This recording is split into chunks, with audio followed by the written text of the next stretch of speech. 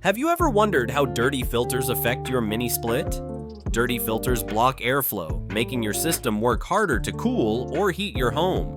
This leads to higher energy bills and puts extra strain on the compressor and fan motor, causing premature wear and costly repairs. Keeping filters clean not only boosts efficiency, but also extends the life of your mini split. Gutierrez Brothers HVAC is here to help you maintain your system for peak performance. For more HVAC tips and informative videos, please follow us, like, and share this video.